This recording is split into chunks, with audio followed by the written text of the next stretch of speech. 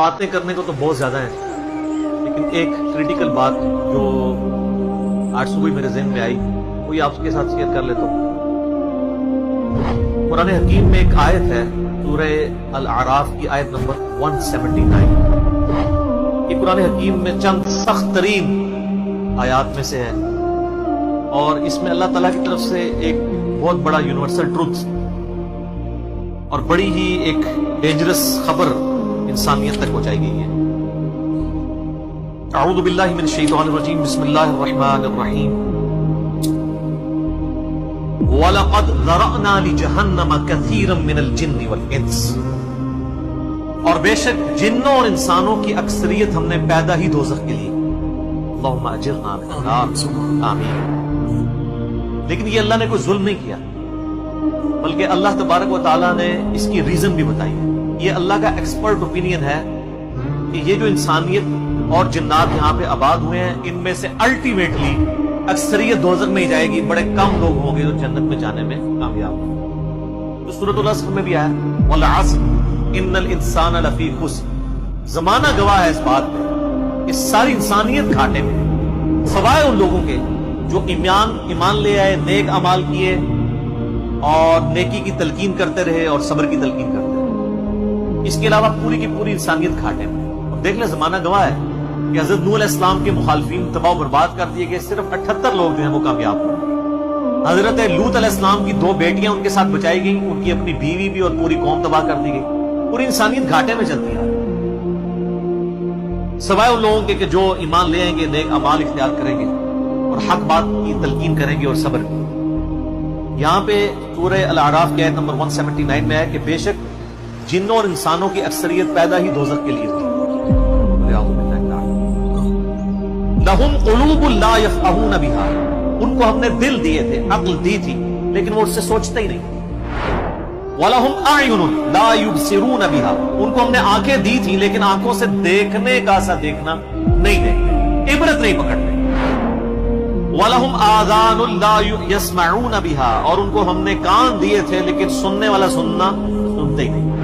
اولئک کالانعام بل هم اضل، ایسے لوگ جو پایوں کی مانند ہیں بلکہ ان سے بھی بدتر ہیں، جو اپنی عقل، آنکھیں اور کان استعمال کر کے حق بات تک پہنچنے کی کوشش نہیں کرتے۔ اولئک هم الغافلون، ایسے ہی لوگ ہیں جو اصل میں غافل۔ تو اللہ تعالیٰ نے یہ اس میں ایک غیبی خبر دے دی ہے کہ الٹیمیٹلی یہ ہونے والا ہے۔ مطلب کیا کہ اب جس نے تیاری کرنی ہے وہ خود تیاری کر لے۔ اس کو میں ایک مثال سے سمجھاتا ہوں کہ اس وقت تقریباً یہاں پہ 80 کے قریب لوگ بیٹھے ہیں، اور میں یہ کہوں کہ میں ایک گولی چلاؤں گا جس کو بھی لگ جائے، تو ہم میں سے کیا ہر شخص یہ سوچے گا کہ یار ایک ہی گولی ہے، 80 بندے ہیں، کسی اور کو ہی لگے گی، ضروری ہے مجھے ہی لگنی ہے؟ ایسا تو کوئی نہیں سوچے گا، سب دڑکی لگا دیں گے۔ لیکن آخرت کا معاملہ کیا ہے؟ بخاری و مسلم دونوں کی حدیث ہے، متفق علیہ، کہ آدم علیہ السلام کو حکم ہوگا کہ جنتیوں اور دوزخیوں کو الگ کرو۔ حضرت آدم علیہ السلام پوچھیں گے کہ اے اللہ کتنے جنتی اور کتنے دوزخی؟ تو اللہ تعالیٰ فرمائے گا ہر 1000 میں 999 دوزخی اور صرف 1 جنتی۔ تو یہاں اگر 1000 بندہ اور میں کو ایک گولی چلے گی، ہر بندہ بھاگنے کی کوشش کرے گا، لیکن آخرت کے بارے میں یہ حال ہے کہ ہر ایک بندہ یہ امید لگائے ہوا ہے کہ وہ جو ایک بچے گا نا وہ میں ہوں۔ اور ادھر 1000 بندے کے اوپر ایک گولی چلائی جائے تو 1000 کا 1000 سوچے گا جو ایک پھڑکے گا وہ میں ہوں گا۔ بالکل 180 ڈگری سوچ ہے۔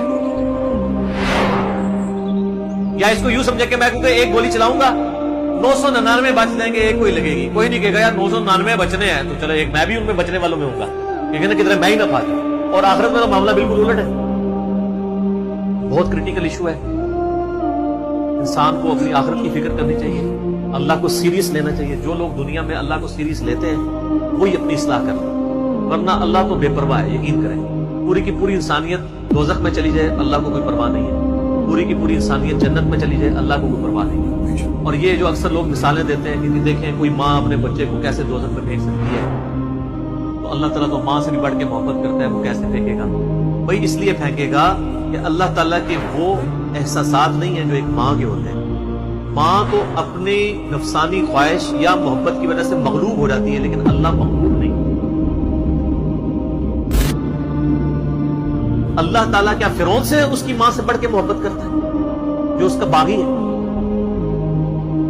یہ محبت ان لوگوں کے لیے جو اس کے تابع فرمان ہو. جو اللہ کے دشمن ہیں ان کے بارے میں تو اللہ تعالیٰ فرماتا ہے انا من المجرمین منتقمون، ہم مجرموں سے انتقام لے کے چھوڑیں.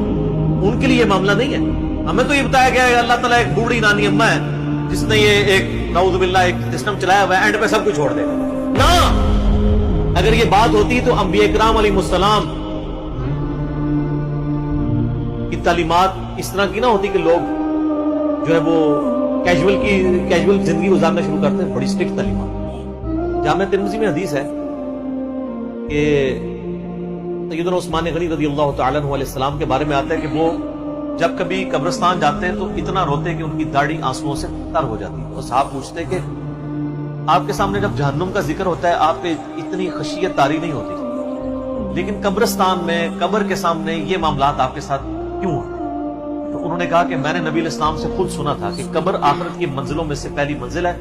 جس کی یہ منزل پھنس گئی اس کی اگلی منازل مشکل ہو جائے گی، اور جس کی یہ منزل آسان ہوئی اس کی اگلی منازل آسان ہوگی. یہ وہ شخص کہہ رہا ہے جسے 3 دفعہ جنت کی بشارت ملی. ہمارے پاس کوئی جنت کا ٹکٹ نہیں ہے اور ہماری بے پرواہی اپنے عروج کے اوپر. اسی کو پنجابی میں کہا جاتا ہے نا، عقل نہ ہوئے تے موجے ہی موجاں، عقل ہوئے تے سوچے ہی سوچاں. جسے عقل نہیں ہوگی وہ موجے مارے گا کیونکہ اسے پتہ نہیں ہے نا، لیکن جسے عقل ہوگی وہ سوچے گا کہ یار یہ معاملہ تو بڑا خطرناک ہو جائے. یہ بخاری میں حدیث ہے، نبی علیہ السلام نے فرمایا آپ ایک جگہ سے گزرے، کچھ اصحاب آپس میں یعنی ہنسی مذاق کرتے ہوئے ہنس رہے تھے، تو آپ کھڑے ہو گئے. آپ نے فرمایا جو کچھ میں جانتا ہوں نا اگر تم جان لیتے تو بہت کم ہنستے، زیادہ رویا کرتے. بہت سیریس کیس ہے. تو یہ مسلم میں حدیث ہے، آپ علیہ السلام فرمایا کہ میں اللہ سے دعا کروں کہ تمہیں عذاب قبر سنوا دے. دکھانے والی تو کہانی ختم کر، سنوا دے. لیکن مجھے ڈر ہوا کہ اگر تم نے عذاب قبر سن لیا تم اپنے مردوں کو دفنا نہیں چھوڑ دو. ایسی خشیت تم پہ تاری. لیکن یہ اللہ تعالیٰ نے سب کچھ پردے میں رکھا ہوا ہے سر. صحیح بخاری میں حدیث ہے کہ میت جو ہے وہ چارپائی پہ کلام کرتی ہے.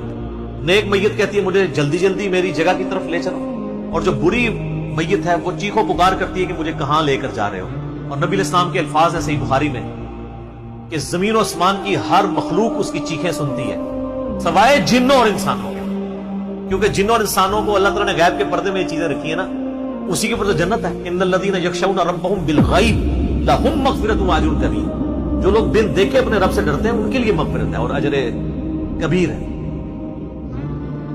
دیکھ کے تو سب نے مان لینا ہے. پھر سر اس سے بھی آگے اگر آپ چلے جائیں، صحیح بخاری میں یہ حدیث موجود ہے کہ جب میت کو سوالات کے جوابات نہیں آتے نا تو فرشتے اس سے پوچھتے ہیں کہ تجھے سوالات کے جوابات جو نہیں آئے یہ کیا معاملہ تیرے ساتھ ہوا؟ تو وہ کہتا ہے میں تو وہی کہتا تھا جو لوگ کہتے تھے، سن سنا کے سننی، تم نہیں پڑھ پڑھا کے سننی نہیں. فرشتے کہتے ہیں تو نے خود پڑھ کے سمجھنے کی کوشش کیوں نہیں؟